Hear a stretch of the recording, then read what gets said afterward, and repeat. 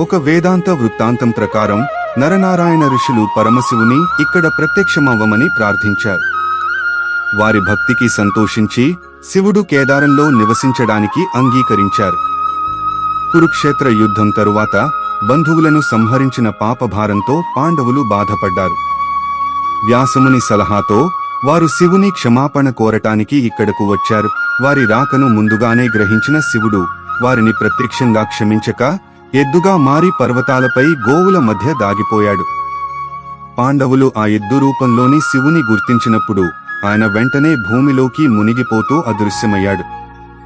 ఆ సమయంలో భీముడు ఆ ఎద్దు తోకను బలంగా పట్టుకున్నాడు. శివుడు వారిని క్షమించమని, శివుని ప్రత్యక్షమవ్వమని వేడుకున్నారు.